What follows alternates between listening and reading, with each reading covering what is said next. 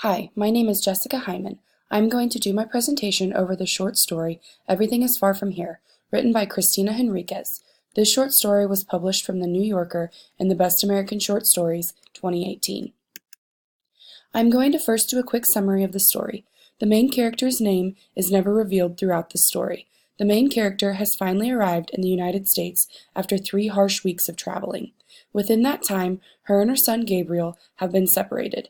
She is taken to a border control facility where she meets other immigrants who are trying to get a new start at life, just like her. Within the story, it is explained that she lost her husband 4 years ago. She was raped by her neighborhood boys. That is when her and her son decided it was time to get out of there. As the story progresses, you see the main characters start to unravel. She has outbursts which lead her to being put in isolation. All she wants to do is get her son back. Her memory of her son's appearance is such altered that she forgets what he looks like. By the end of the story, she has given up. She is becoming what they want her to be.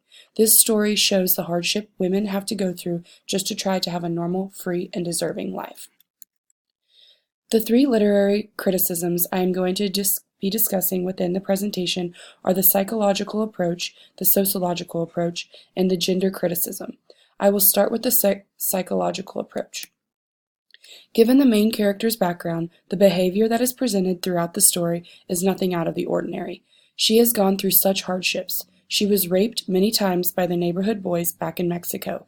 She has gone through hell and back, traveling to the U.S., lost her son in the travel, her husband died years prior to making the trip, and she is thrown into a seamount cell once captured by border control.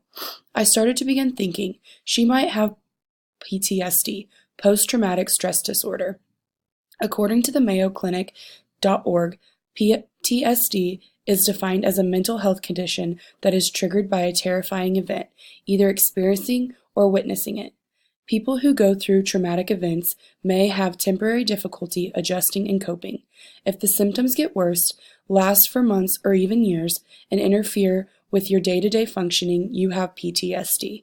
There are 4 different types of symptoms: intrusive memory, avoidance, negative change in thinking and mood, and changes in physical and emotion reaction. Some symptoms of intrusive memory may include recurrent, unwanted, distressing, or physical reactions to something that reminds you of the traumatic event. Some symptoms of avoidance may include trying to avoid thinking or talking about the traumatic event and avoiding places, activities, or people that remind you of the traumatic event.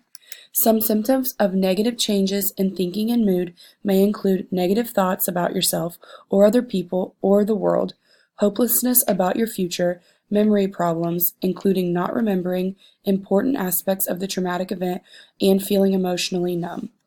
Some symptoms in changing in physical and emotional reactions may include being easily startled or frightened, always being on guard for danger, trouble sleeping, and irritability, angry outbursts, or aggressive behavior.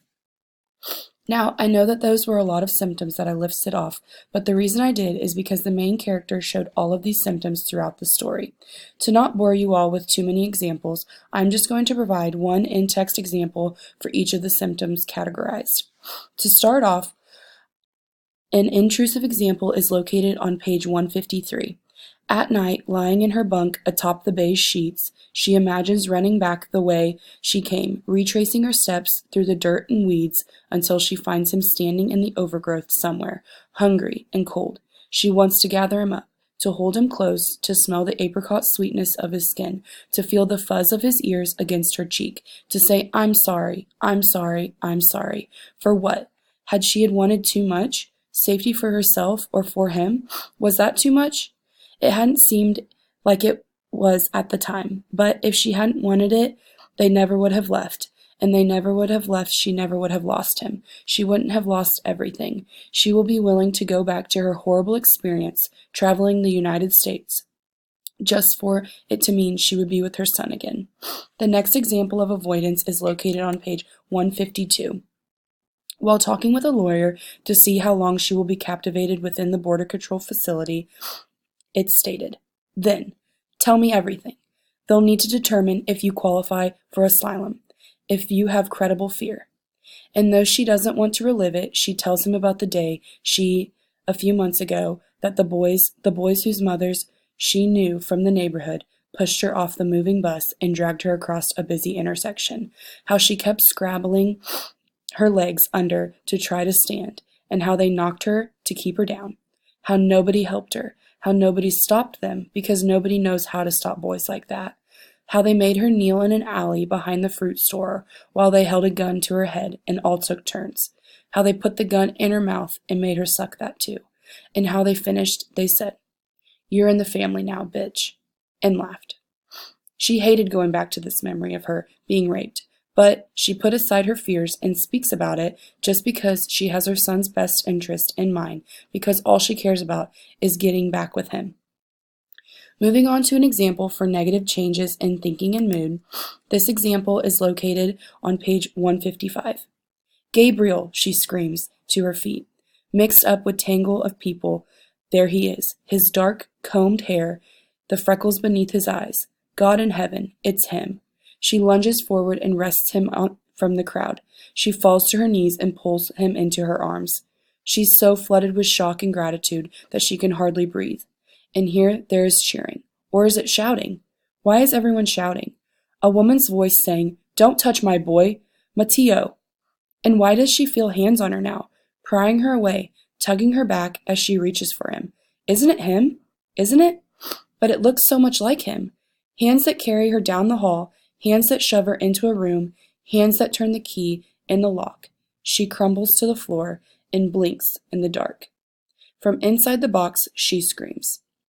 This is a great example of memory/confusion. Her memory is getting so bad, she has forgotten what her son even looks like. I believe that she has just so much hope for him to show up that she jumps at every child that arrives at the facility. The final example I'm going to provide is for changes in physical and emotion reaction. This example is located on page 153. Often now, she wants to scream. Sometimes she does, and then the guard comes to restrain her. They hold her arms back behind her. They grab her down the hall and put her in a room, a colorless box with spiders in the corner, until she calms down. But what's going in the wrong direction? The scream is for help, not hindrance. Why don't they understand? She is very irritated and easily triggered with these outbursts at the end, but that is what she gets locked up for. The question then crosses my mind, because of these outbursts and her getting put and locked up, has her son Gabriel already arrived at the facility without her knowing because she was not present in the large group? Post-traumatic stress disorder is a very serious disorder, and there's so many people battling it each and every day.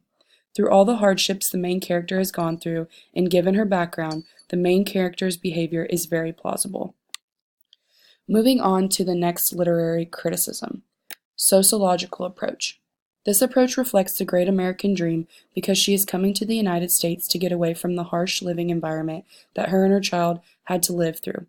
According to thebalance.com, the great American dream is defined as the ideal that the government should protect each person's opportunity to pursue their own happiness.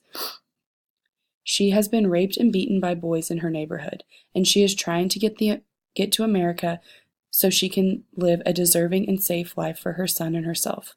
She is looking for a fresh start. On the first day, there's a sense of relief.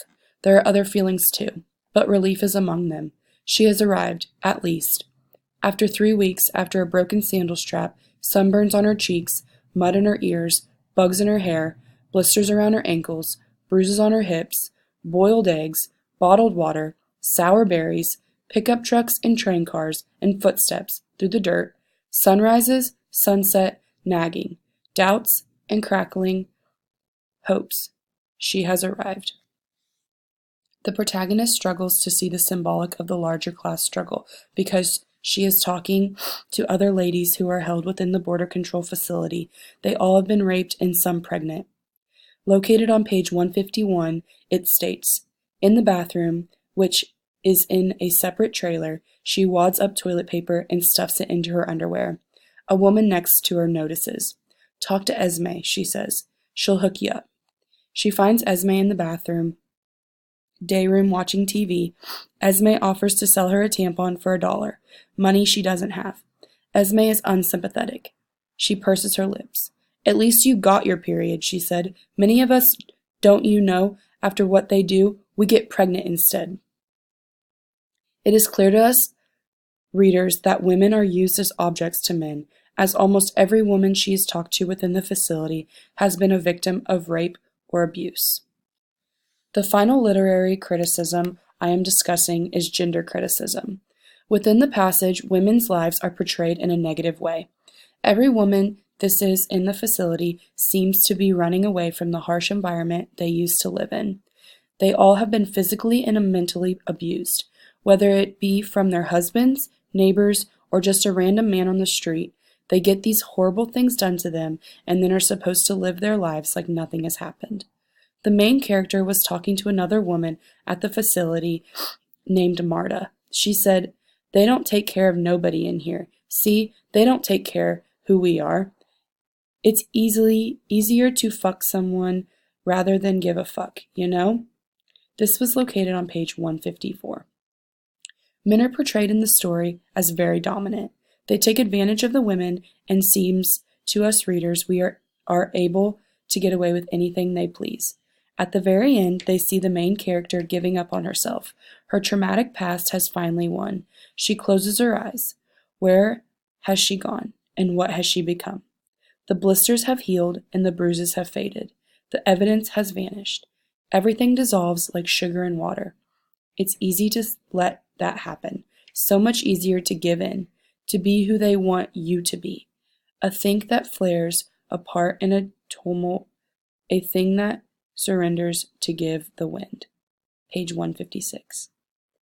They have finally won. She has given up on her fight. She is becoming what they want her to be, weak and helpless and hopeless for her son to return to her. They have won. I believe the overall meaning of this story is to display the hardships women go through each and every day that goes unseen by the public eye. Whether it is physical abuse, mental abuse, or sociological abuse, this story does a great job at presenting a raw example of a woman's life who is trying to escape her past and start anew for the safety of herself and her son. After reading this story, it makes me sick to my stomach to know what men can do to women and not even bat an eye. We are not objects, we are human beings who deserve respect and self-worth to ourselves. Thank you.